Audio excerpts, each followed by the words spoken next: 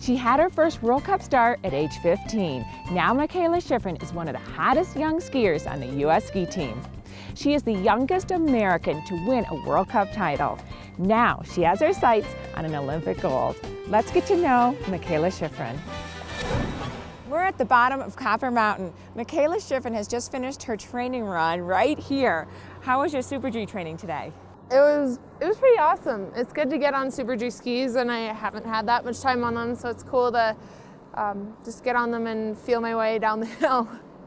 You have been so amazing, so solid technically, and even more so mentally at such a young age. It's so impressive. And so it's so easy to look up to you because you're so young. Yeah, to be 18 and have accomplished what I have and still be looking forward to hopefully more success this year and years to come, but then I can relate to the younger athletes a lot better too, because I was just there like 2 years ago. So I think it's nice for them because they see me and they're like, well, she got there, why can't I? It's tangible. Yeah. Because you did it, right? So many of the coaches have said that you're able to think of so many things technically when you're going down, like at the top. What do you think of, and how do you meld them into just one thing to think about? Well, yeah, normally I just think about a feeling that I like. Like in slalom, the feeling that I get when I'm skiing my best is dancing. It's the only word that I can think about. For the most part, I think about that one feeling when I'm going out of the gate, and then as I go down the course, it's like little checkpoints, and it just flashes off in my head, and I remember what I'm supposed to do. So it's not like I'm thinking about it, it's just like I know that I'm supposed to do it. So what would you tell like 11 and 12-year-old boys and girls to think about maybe technically? Well, I think it's important when you inspect courses to think about what you should be doing technically at a certain point. So there's always like normally 3 to 5 gates that are the gates you should be focusing on in a course. And on those gates, when you're inspecting, you should try to imagine yourself skiing the perfect turn through that gate. And that's something that helps no matter what you're working on technically. Really try to imagine yourself doing it right when you're inspecting, and then go do it when you're actually training. So really what Mikaela is saying is that you have to be smart. It's a lot of tactics, right? You're just explaining that and really preparing and knowing. Yeah, no, there's a ton of tactics involved in everything, but it's also, you have to be able to basically choose the line you want to take and then accept that you're not going to be taking that line. Like in courses, GS and slalom, obviously that's what I race, I'll choose my line, basically choose what I think is going to be fastest, and then it's almost never that way when I'm actually skiing. So it's basically, inspection is useful as trying to visualize your first training run, and then you can go race the course and know that it's not really going to be perfect, but it could be faster, because you never really know what's fast until you get to the finish. And it's the intention, you know, that's what you're working, thinking about. So, okay, so what are your goals in Sochi?